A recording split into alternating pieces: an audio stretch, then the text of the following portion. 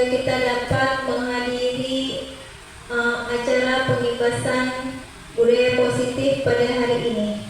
Selanjutnya, salawat dan salam, mari sama-sama kita sajikan kehadiran Nabi besar Muhammad SAW beserta keluarga dan sahabat beliau. Penghormatan saya pertama sekali kepada Ibu Kepala Sekolah, Ibu Yuni Mulyana, dan kepada teman-teman guru semua yang telah meluangkan waktunya untuk mengikuti kegiatan hari ini. Baik, tidak memperpanjang mukadimah, hari ini saya Daniar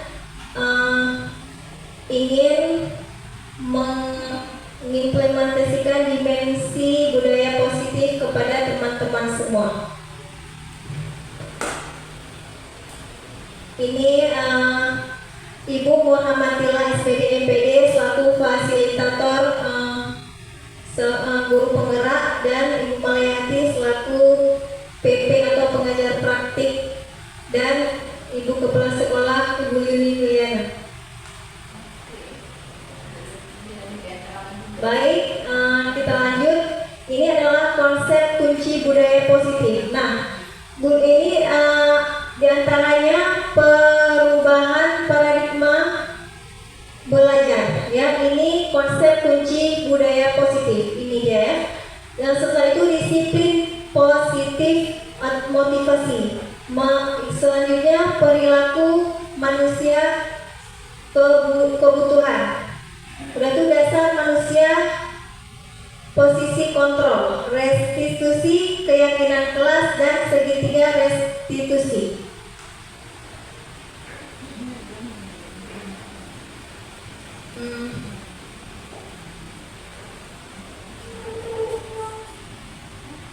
Selanjutnya perubahan paradigma belajar. Perubahan paradigma belajar mengacu pada pergeseran mendasar dalam pendekatan dan pemahaman tentang bagaimana pendidikan seharusnya dijalankan, terutama dalam konteks pengajaran, pembelajaran, dan interaksi antara guru dan siswa. Pergeseran ini biasanya berhubungan dengan perubahan dari pendekatan tradisional yang berpusat pada guru ke pendekatan yang lebih modern berpusat pada siswa. Dulu kita anak berpusat pada guru, sekarang guru yang berpusat kepada anak. Lanjut. Nah, ini dia pembelajaran dengan paradigma baru. Dirancang berdasarkan prinsip pembelajaran berdiferensiasi. Nah, sehingga setiap siswa belajar sesuai dengan kebutuhan dan tahapan perkembangannya. Jadi anak belajar sesuai dengan tahapan perkembangannya, tidak dengan kemauan gurunya. Lanjut. Ini dia pelajar Pancasila. Ini adalah profil pelajar Pancasila kita. Ada 5. Yang pertama apa ya Ibu? Beriman pada Ya, beriman, bertakwa kepada Tuhan Yang Maha Esa. Selanjutnya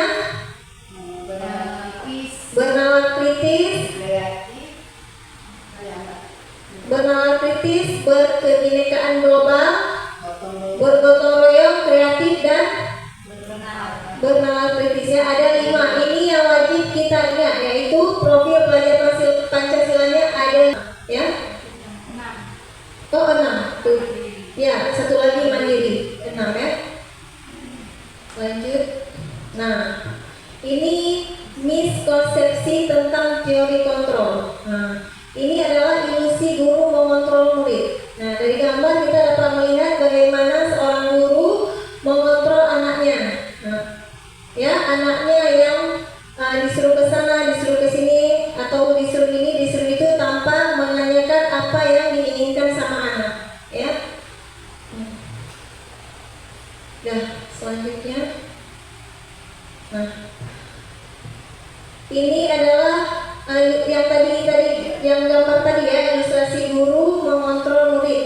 Pada dasarnya kita tidak dapat memaksa murid untuk berbuat sesuatu jika murid tersebut memilih untuk tidak melakukannya.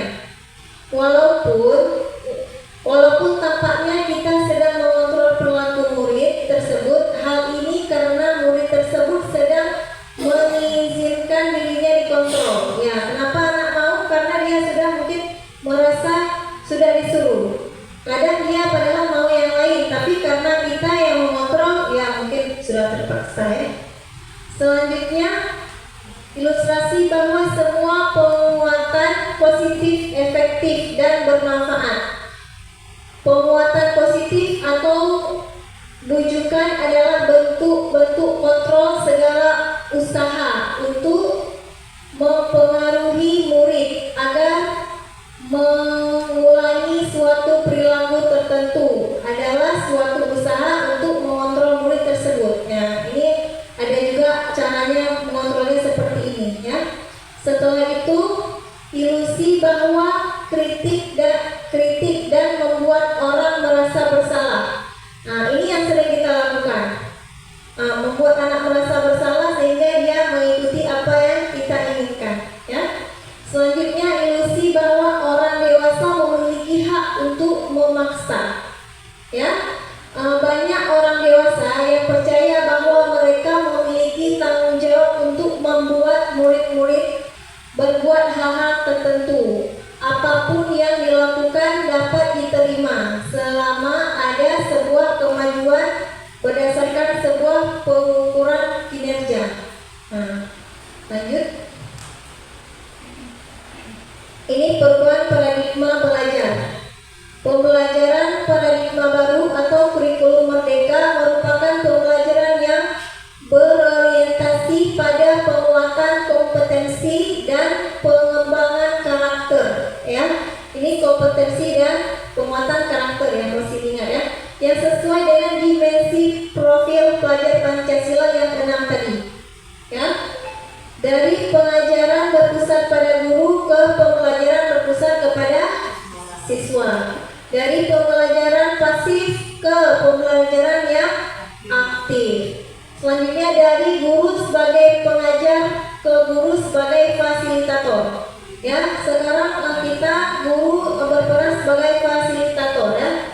Setelah itu pembelajaran berdiferensiasi. Lanjut. Nah, disiplin positif. Pendekatan dalam pendidikan yang berfokus pada pengembangan perilaku positif melalui pemahaman, komunikasi, dan kerjasama daripada menggunakan hukuman atau pendekatan otoriter. Ya, berarti pendekatan ini dilakukan dan berfokus pada perilaku positif ya, tidak dengan hukuman atau pendekatan otoriter. Disiplin positif bertujuan untuk membangun hubungan yang kuat antara guru dan siswa, di mana siswa merasa dihargai. Lanjut. Nah, ini dia disiplin positif ya. Pendekatan disiplin positif tidaklah tentang anak atau peserta didik secara langsung, tetapi tentang diri dan cara kita sendiri, baik bagaimana orang tua, guru, atau orang dewasa yang memberikan dampak dan pengaruh positif kepada anak peserta didik. Disiplin positif dalam budaya kita, makna kata disiplin telah berubah menjadi sesuatu yang dilakukan seseorang pada orang lain untuk mendapatkan kepatuhan. Kita cenderung menghubungkan kata disiplin dengan ketidaknyamanan. Bahwa itu merupakan salah satu pendekatan disiplin diri yang memampukan seseorang untuk mengontrol perilakunya dalam kesadaran dan bertanggung jawab atas tindakannya sebagai wujud menghormati diri sendiri dan orang lain. Sebagai pendidik, tujuan kita adalah menuntun murid untuk memiliki disiplin diri. Tugas kita menuntun, ya, sehingga mereka bisa berperilaku yang mengacu pada nilai-nilai kebajikan universal dan memiliki motivasi intrinsik, bukan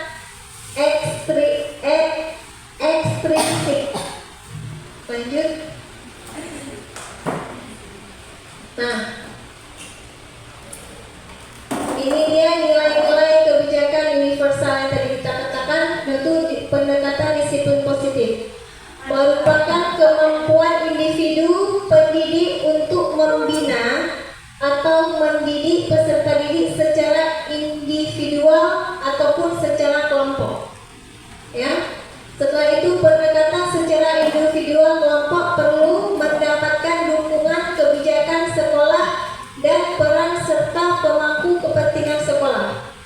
Nilai-nilai kebijakan universal yang pertama, nilai-nilai kebajikan adalah sifat-sifat positif manusia yang merupakan tujuan mulia yang ingin dicapai setiap individu. Ini dia nilai-nilai yang ingin kita kembangkan pada anak ya. Nilai yang disepakati bersama, lintas bahasa, suku, bangsa, agama maupun latar belakang. Contoh profil pelajar Pancasila yang pertama yang tadi kita katakan, beriman, bertakwa kepada Tuhan Yang Maha Esa, berakhlak mulia, mandiri, bernalar kritis, berkebinekaan global, bergotong royong dan kreatif. Ya, ini nilai-nilai yang ingin kita gali kita tanamkan kepada anak. Lanjut. Motivasi perilaku manusia. Ya. Dien Gosen menyatakan ada 3 motivasi perilaku manusia. Yang pertama, untuk menghindari ketidaknyamanan atau hukuman. Yang kedua, untuk mendapatkan imbalan atau penghargaan dari orang lain. Yang ketiga, untuk menjadi orang yang mereka inginkan dan menghargai diri sendiri dengan nilai-nilai yang mereka percayai. Ini motivasi perilaku manusia. Yang pertama, untuk menghindari ketidaknyamanan hukuman. Ya, ini sifat-sifat manusia ya. Kita kan kalau misalnya ada sesuatu kita pasti menghindari. Ya, ketidaknyamanan. Kalau misalnya anak disuruh sesuatu, pasti anak itu akan, kalau misalnya dia tidak nyaman, dia pasti akan pergi ataupun dia tidak nyaman. Setelah itu untuk mendapatkan imbalan, penghargaan, itu termasuk kepada motivasi eksternal. Kalau misalnya untuk menghargai diri sendiri, itu motivasi internal. Itu yang perlu kita gali pada anak. Selanjutnya, motivasi internal, menciptakan disiplin positif dan sikap merdeka. Ini yang harus kita tanamkan, kesadaran diri dari anak, tidak dari kita. Bagaimana cara kita membuat anak tersebut maksudnya kan paham ya, dia nggak boleh ganggu kawan karena itu dia tahu bahwa itu tidak baik.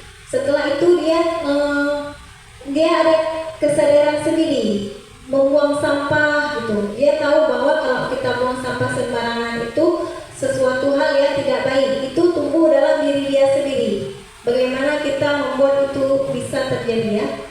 Setelah itu, menurut Ki Hajar Dewantara, merdeka itu artinya tidak hanya terlepas dari perintah, akan tetapi juga cakap, berbuat, memerintah diri sendiri ya. Bagaimana dia bisa mengontrol diri dia sendiri. Keyakinan kelas. Ini ada satu pertanyaan ya. Mengapa tidak peraturan kelas saja? Mengapa harus keyakinan kelas? Siapa yang ingin menjawab? Ya, mengapa tidak peraturan kelas saja? Mengapa harus keyakinan kelas? Ada yang ingin menjawab? Ya. Kalau peraturan jelas, mungkin ini ada paksaan dari anak. Kita memaksakan anak harus dilaksanakan. Namun kalau keyakinan kelas ini sama-sama kita bertanya kepada anak sesuai dengan keinginan anak. Jadi tidak ada paksaan di sana. Ada lagi yang mau menjawab? Kalau menurut saya mungkin peraturan kelas itu mungkin aturan yang memang sudah tertulis, sudah kita buat satu aturan, sedangkan keyakinan kelas ini sesuatu yang sudah kita sepakati dengan anak, walaupun sudah kita buat aturan, kita harus sepakati lagi dan mereka harus yakin bahwa aturan ini memang untuk kita lakukan setiap hari. Mungkin itu dari saya. Ada lagi yang ingin menjawab? Ya, betul ya, seperti dikatakan Bu Yuni dan Bu Cut, dan kalau misalnya peraturan itu sesuatu yang sudah ada dan dibuat oleh satu pihak, itu namanya peraturan. Kalau misalnya keyakinan itu berarti sesuatu yang dibuat bersama oleh kedua pihak dan disepakati oleh bersama. Selanjutnya, keyakinan kelas adalah persetujuan yang dibuat bersama antara guru dan murid. Selanjutnya akan ditaati bersama yang bertujuan untuk menciptakan lingkungan belajar yang kondusif. Contohnya, keyakinan kelas itu seperti setiap anggota kelas perlu saling menghormati, berkomitmen terhadap setiap tugas. Itu mungkin anak SD. Kalau kita saling menghargai, saling menjaga, itu untuk anak PAUD ya. Dan ada lagi dan lainnya. Selanjutnya, keyakinan kelas. Bagaimana membuat keyakinan kelas? Nah, ini dia ya. Pertama, lebih abstrak dari peraturan. Setelah itu berupa pernyataan universal, dibuat dalam bentuk kalimat positif. Yang dikatakan keyakinan itu berarti kalimatnya positif ya, tidak ada kalimat negatif di dalamnya. Selanjutnya, sedikit saja agar mudah diingat. Kalau misalnya keyakinan itu nggak perlu panjang-panjang, poin-poinnya aja yang mudah diingat oleh anak ya. Selanjutnya, sesuai dengan kondisi kelas dan sekolah agar mudah diterapkan. Jika kita di sekolah berarti kita sesuai dengan keadaan sekolah kita, itu yang kita buat keyakinannya. Misalnya datang tepat waktu, saling menjaga kebersihan, rapi, disiplin ya kan. Setelah itu kalau misalnya di dalam kelas berarti sesuai dengan keadaan kelas kita. Apa yang membuat kita harus membuat keyakinan kelas dalam kelas kita tersebut? Apa yang kurang? Misalnya anak-anak belum menjaga kebersihan, berarti kita buat kita saling menjaga kebersihan. Dia kalimatnya yang positif, jangan kalimatnya yang negatif ya. Selanjutnya, kalau misalnya kata jangan buang sampah sembarangan, berarti jangan itu kalimat negatif. Berarti bagaimana kita ubahnya? Jangan buang sampah sembarangan, kita ubah seperti iya, boleh. Buanglah sampah pada tempatnya ya. Semua warga kelas sekolah dilibatkan saat membuatnya ya. Yang seperti tadi kita bilang, tidak hanya satu pihak, jadi semua anak juga ikut kita libatkan dalam membuat keyakinan kelas tersebut. Karena kan kalau misalnya orang ini buat, berarti kan orang ini sudah membuatnya sendiri dan telah menyepakatinya sendiri ya. Dan selanjutnya, ini dia, tentukan keyakinan dari peraturan berikut ya. Selalu kembalikan buku ke tempatnya. Ini berarti nilai di sini adalah nilai tanggung jawab. Kalau misalnya dilarang mengganggu orang lain, kalau ini berarti menghormati orang lain. Itu kalimat positifnya ya. Hadir di sekolah 15 menit sebelum pembelajaran dimulai, menghormati orang lain dan berkomitmen ya. Dilarang melakukan kekerasan. Ini keselamatan, menghormati orang lain ya. Setelah itu dilarang menggunakan narkoba. Ini nilai terkandung di dalamnya adalah kesehatan. Kalimatnya ada masih kalimat negatif di sini ya. Setelah itu, ini karena belum dibuat ke dalam keyakinan, bergantian atau menunggu giliran, menghormati orang lain dan bersabar ya. Nilai terkandung dalam itu. gunakan masker. Itu kesehatan dan keselamatan. Jangan berlari di kelas atau koridor. Itu nilainya keselamatan dan keamanan. Lanjut.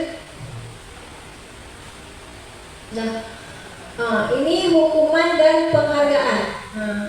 Hukuman adalah bentuk konsekuensi atau perilaku siswa yang tidak sesuai dengan aturan atau norma yang berlaku. Hukuman dapat membentuk perilaku siswa agar lebih baik dan mengurangi perilaku negatif. Namun, hukuman juga dapat memiliki dampak negatif jika tidak diberikan dengan tepat. Setelah itu pengertian daripada penghargaan. Lanjut. Penghargaan adalah bentuk pengakuan atau pencapaian siswa dalam belajar. Memberikan penghargaan kepada siswa dapat meningkatkan motivasi belajar dan memberikan rasa percaya diri pada siswa. Penghargaan juga dapat memotivasi siswa untuk terus berusaha dan lebih berprestasi. Penghargaan dapat diberikan dalam bentuk pujian, hadiah, atau bentuk lain yang sesuai dengan prestasi siswa. Lanjut. Kebutuhan dasar merupakan hal yang harus terlebih dahulu terpenuhi agar manusia dapat bertahan hidup dan melanjutkan kehidupannya. Yang pertama, kebutuhan bertahan hidup. Yang kedua, kebutuhan kasih sayang dan rasa diterima. Yang ketiga, kebutuhan pengakuan atas kemampuan. Yang keempat, kebutuhan akan kebebasan. Dan yang kelima, kebutuhan akan kesenangan. Anak-anak juga membutuhkan lima kebutuhan ini. Bagaimana ia ingin kebutuhan bertahan hidupnya? Kebutuhan kasih sayang, dia juga ingin merasakan disayangi di sekolah, ya. Merasa diterima. Kalau misalnya anak membuat sesuatu karya, kita harus mengapresiasikannya. Berarti dia merasa dihargai karena kita sudah melihat apa yang telah dibuat, ya. Jangan ada kata-kata yang oh ini nggak bagus nih, oh ini salah, jangan ada. Apalagi anak TK atau PAUD, ya. Kebutuhan pengakuan yang tadi kita bilang, oh alhamdulillah sudah baik, gitu kan. Dan kebutuhan dan kebebasan. Kayak mana dikatakan kebutuhan dan kebebasan? Bagaimana misalnya anak ingin sesuatu seperti kebebasan. Misalnya anak ingin main, kan kita kasih main, tapi kita bilang kepada anak setelah ini baru kita jadwalnya main, gitu, ya. Karena anak juga butuh kebebasan. Dan kebutuhan akan kesenangan, ya. Dia ingin juga merasa senang, ya. Selanjutnya, posisi kontrol restitusi. Nah, ini dia. Yang pertama, berdasarkan pada teori kontrol, Dr. William Glasser berkesimpulan bahwa ada 5 posisi kontrol yang diterapkan seseorang guru, orang tua, ataupun atasan dalam melakukan kontrol, yaitu pertama, penghukum. Nah, di mana kita dapat melihat ini di mana posisi kita selama ini di saat kita mengajar, ya. Yang kedua, pembuat rasa bersalah. Apakah kita di posisi pertama penghukum atau pembuat rasa bersalah, atau sebagai teman, atau juga pemantau, dan yang terakhir adalah manajer, ya. Selanjutnya, nah, apa itu penghukum? Nah, penghukum guru yang menggunakan hukuman fisik atau verbal untuk mengendalikan perilaku anak. Nah, kita sering mengatakan sesuatu yang terkadang kita menjadi seorang penghukum bagi anak, ya. Contohnya misalnya kan udah bilang itu nggak boleh. Nah, sesuatu yang kata-katanya membuat anak merasa dihukum, tapi melalui kata-kata kita verbal gitu. Udah kalau misalnya ini nggak boleh ya karena udah keluar tadi udah bilang nggak boleh keluar karena udah keluar ini harus duduk di pojok misalnya. Berarti kita sudah menghukum anak. Dah. Pembuat rasa bersalah. Ini guru yang berusaha lembut tetapi menyalahkan atau mengancam murid untuk membuat mereka merasa bersalah. Mungkin kita ini sering ya, tapi saya yakin tidak ada di sini. Misalnya ini kalau nggak ada nggak pulang ya.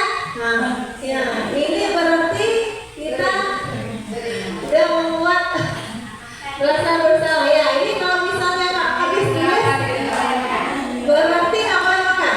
Ya kalau nggak ada dua ini telat pulang. Ya berarti kita sudah berada di pembuat rasa bersalah.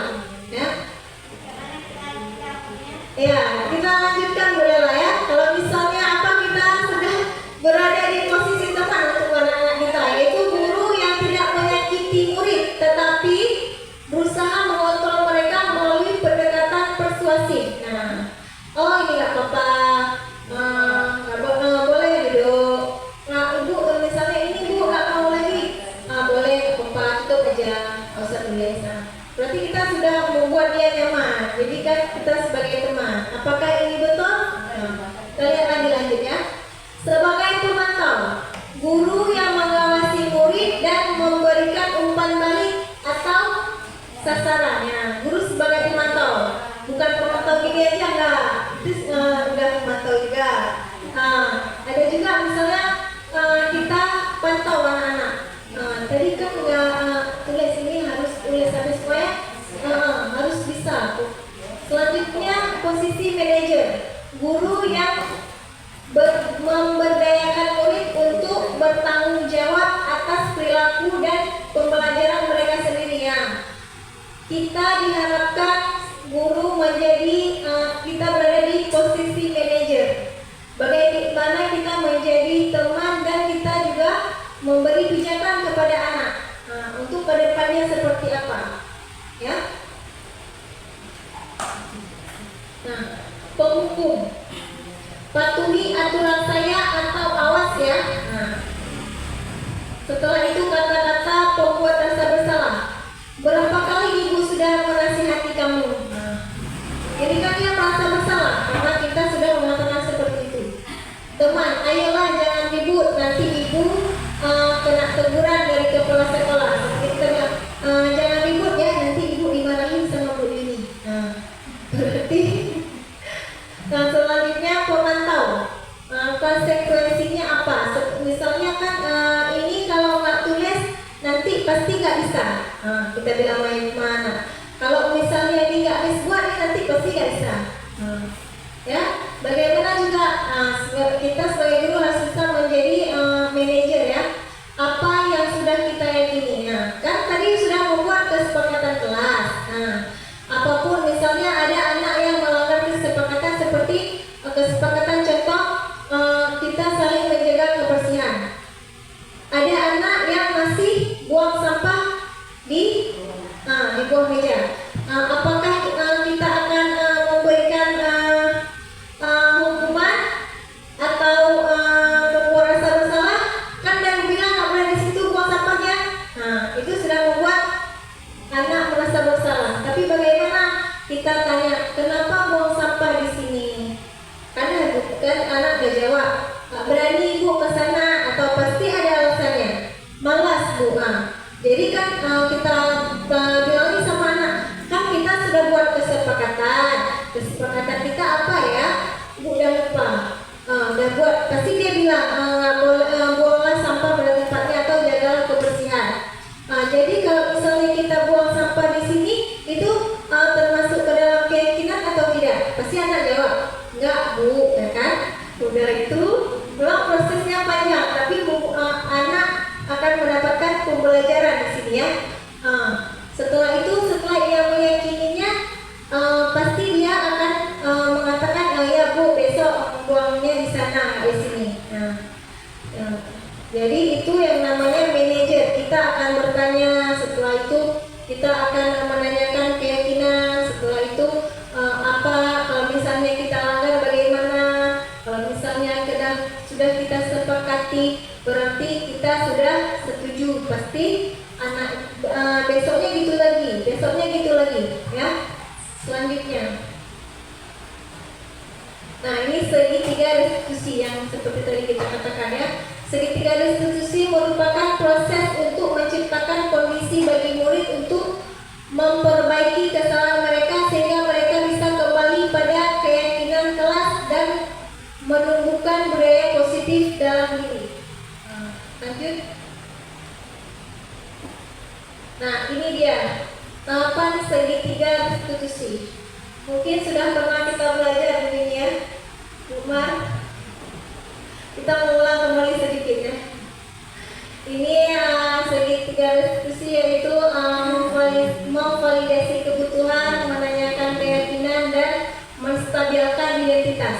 Nah, kamu tentu punya alasan mengapa melakukan hal tersebut, ya. Itu kata-kata memvalidasi kebutuhan. Udah itu menanyakan keyakinan, nilai-nilai apa yang telah kamu sepakati, ya, seperti yang buang sampah tadi, ya. Setelah itu kamu ingin menjadi orang seperti apa, itu menstabilkan identitas. Kamu bukan sesuatu hal yang pernah melakukan hal ini. Kita buat kalimat-kalimat positif dan kalimat-kalimat bangun untuk anak. Lanjut. Nah, tahap segitiga restitusi. Yang pertama, menstabilkan identitas, menciptakan kondisi yang membuat murid atau anak bersedia menyelesaikan masalah dan berbuat lebih baik lagi dengan berkata, semua orang pasti pernah berbuat salah, termasuk saya, dan bukan mengatakan kamu harus lakukan ini, kamu tidak ini, kamu tidak itu, kamu ini, kamu itu. Tapi setelah kita tanyakan tadi apa kesalahannya, dan kita bilang sama anak, semua orang itu pasti melakukan kesalahan, termasuk ibu juga pernah melakukan kesalahan. Nah, setelah itu memvalidasi tindakan yang salah. Nah, menurut teori kontrol, semua tindakan manusia baik atau buruk pasti memiliki maksud atau tujuan tertentu. Ketika kita menolak anak yang berbuat salah, dia akan tetap dalam masalah. Yang diperlukan adalah kita memahami alasan melakukan hal tersebut sehingga anak merasa dipahaminya. Kita tanyakan, kenapa ya tadi buang sampah di sini? Nah, pasti anak akan menjawab seperti yang tadi dikatakan. Karena nggak jauh bu tong sampahnya, pasti ada alasan anak. Nggak berani bu. Apa mengelah? Oh ya, malas bangun bu, ya kan? Selanjutnya menanyakan keyakinan. Nah, ketika langkah 1 dan langkah 2 sukses dilakukan, maka anak akan siap untuk dihubungkan dengan nilai-nilai yang dia percaya dan berpindah menjadi orang yang dia inginkan. Makanya setiap kelas itu sangat perlu adanya keyakinan kelas, supaya ada karena keyakinan kelas itu adalah sesuatu yang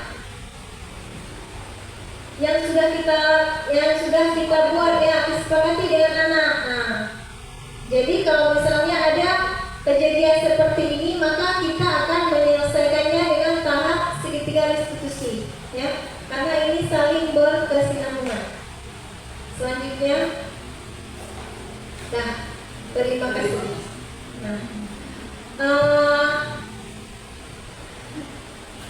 Setelah saya memaparkan beberapa hal tadi, kira-kira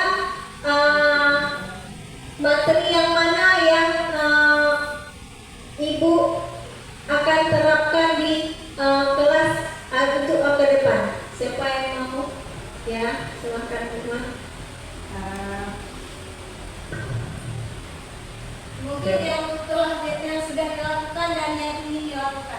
Terima kasih Buniar atas kesempatannya. Jadi dari pertama kita mendengar paparan dari Bu Daniar tadi memang luar biasa, yang terutama tadi keyakinan kelas. Alhamdulillah kita di sekolah kita sudah pernah melakukan keyakinan kelas, yaitu dengan kalimat-kalimat yang positif. Dan yang selanjutnya yang sangat saya perlukan ke depan buat anak didik saya terutamanya di kelas B3, saya mau menggunakan kata-kata yang positif seperti Buniar katakan tadi. Karena itu kita anggap teman seperti tadi, jangan membuat anak merasa bersalah dan sebagainya. Itu ya tugas kita Bu Lela. Ke depan kita merangkul anak sebagai teman kita, bukan sebagai jangan menganggap anak itu bersalah. Terima kasih Buniar atas paparannya. Nah, Ada lagi ini mungkin sebagai kepala sekolah, posisi kontrol yang mana mungkin sudah Ibu lihat kami sebagai guru, atau ada yang lain? terima kasih atas kesempatannya. Alhamdulillah di TK Karakter saya dengar sudah ada 3 kelas yang menerapkan keyakinan kelas. Namun kita tidak begitu sempurna, masih ada satu kelas yang memang agak susah untuk kita ajak anak-anaknya untuk bermufakat dengan anak. Saya tidak tahu apakah ini kesalahannya pada pendidiknya ataupun pada si anak. Namun saya harapkan untuk ada satu kelas ini bisa bekerja sama dengan kelas B1 dan B3, bagaimana cara kita buat anak-anak ini bisa tenang dan disiplin di dalam kelas. Terima kasih. Nah, selanjutnya kira-kira kelas B1, kelas B1 kesepakatan kelas apa yang sudah pernah dibuat? B3 boleh dan B1, B2, B3 ya. Baik, keyakinan kelas kami di B3 yang pertama kami menjaga kebersihan kelas. Itu apakah kalimat positif? Yang kedua merapikan mainan setelah bermain dengan rapi. Yang ketiga bekal makanan sehatku. Begitu yang sudah kami terapkan. Alhamdulillah, saya itu termasuk ke dalam kalimat positif, Bukman. Itu sudah ya. Dan ada lagi mungkin sesuai dengan kondisi kelas Bukman, bisa ditambahkan lagi sesuai dengan kondisinya. Kalau misalnya kelas B2, apa keyakinan kelas mungkin ke depan yang ingin diterapkan di kelas B2? Di kelas B2 untuk keyakinan kelas rapi-rapi mainan setelah main, setelah bermain. Kami baru ya Bu ya, baru menyentuh Kita itu. nanti saling sharing. Kalau misalnya ada kata-kata mungkin masih ada kata-kata negatif, Bisa mungkin ya. bisa diperbaiki oleh teman-teman yang lain. Buang sampah pada tempatnya. Satu lagi kemarin keyakinan kelas yang sudah kami buat. Apa ya Bu Leni, satu lagi lupa saya. Buang sampah pada tempatnya, rapi-rapi mainan setelah bermain, tertib di saat belajar. Mungkin yang 1-2 itu dapat dipersingkat Bu Cut, atau yang lain mungkin boleh berpendapat ya. Kita saling menjaga kebersihan. Ya. Jadi kan di situ sudah merapikan mainan di situ, buang sampah sudah di situ, ya kan? Saling menjaga kebersihan. Ada lagi? Mungkin di kelas PAUD apa keyakinan yang ingin dibuat ke depan? Mungkin kan kalau misalnya dikatakan kalau misalnya ada kalimat-kalimat yang negatif ataupun apa bilang aja, karena kan pertama kita buat keyakinan kelas itu pasti dari kalimat negatif dulu, setelah itu kita sama-sama membuat ke positif, saling membantu gitu. Bilang jangan lupa. Ya nanti ada sesuatu hal yang ada dari sana. Kalau misalnya apa? Nanti kan keyakinan kelas tersebut setelah dibuat kita tempelkan, ya. Ya harus ada tempelannya. Misalnya contoh penjaga kebersihan, ya. Jadi setelah kita sepakati dengan anak, kita tempel itu. Nah, itu yang dikatakan dengan kesepakatan kelas. Kalau misalnya kita tidak tempel, berarti itu belum terjadi di kelas kita. Nah, nanti kalau misalnya ada yang datang ataupun apa menanyakan kesepakatan kelas, memang sudah nampak seperti kelas B3 yang telah dilakukan sama Lukman. Ya, itu contohnya. Ada lagi?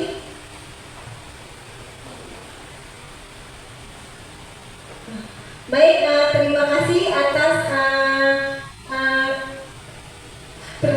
atas partisipasi ibu-ibu semua pada hari ini dan yang telah meluangkan waktunya.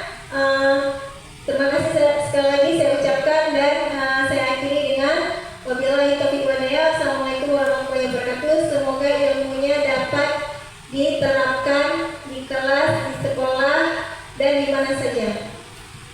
Assalamualaikum warahmatullahi wabarakatuh. Waalaikumsalam warahmatullahi wabarakatuh. Terima kasih. Silakan Bu Tei, sudah harus ada tempelannya. Apa kabar anak ibu hari ini? Alhamdulillah.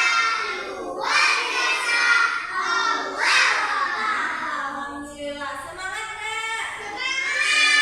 Ayo kita tepuk semangat sekali. Tepuk semangat.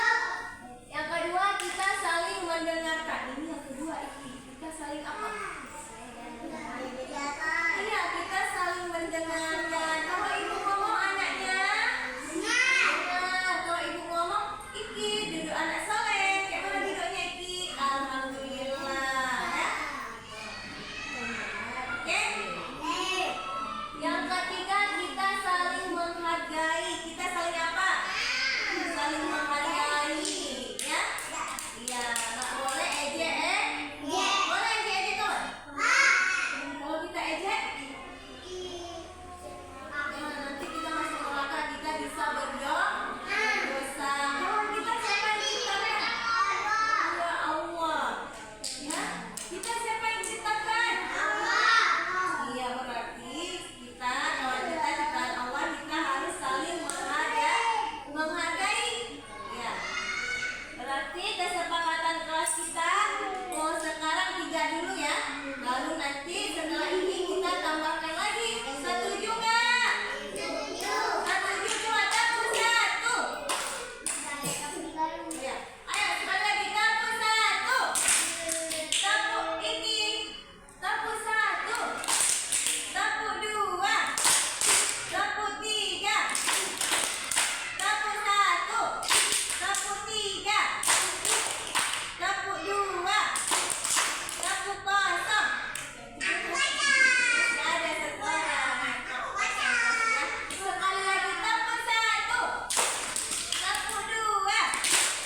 Satu 3. Satu kosong.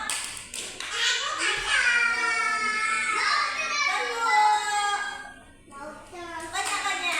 Ore. Kabarnya hari ini?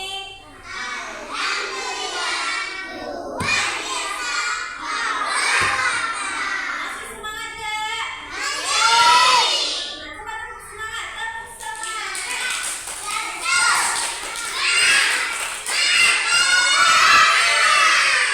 Alhamdulillah semuanya semangat.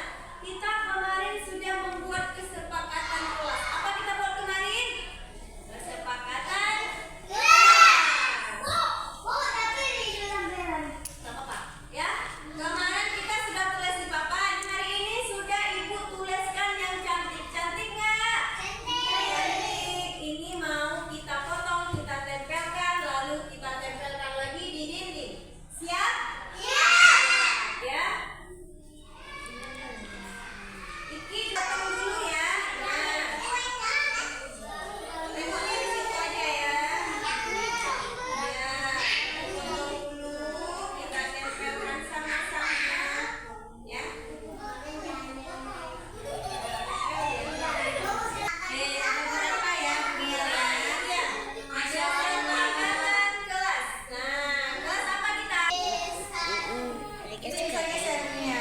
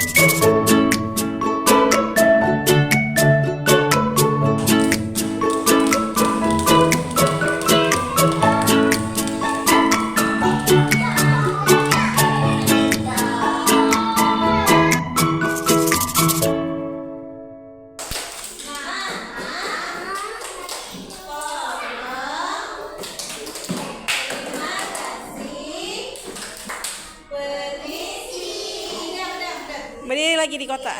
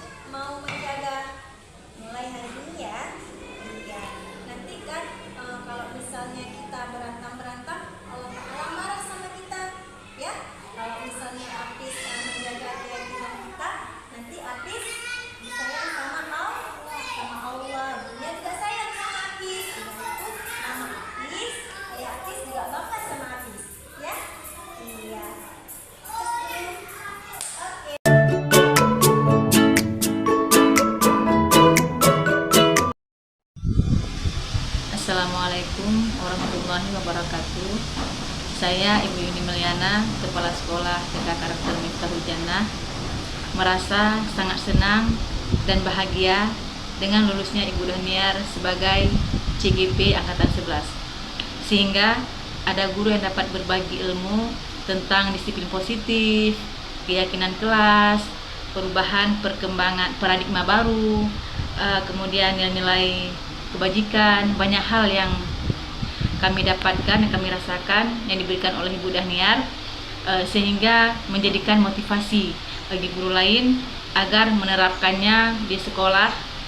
Dan saya selaku kepala sekolahnya mengharapkan Ibu Dahniar itu tetap semangat dalam mengikuti pembelajaran CGP ini.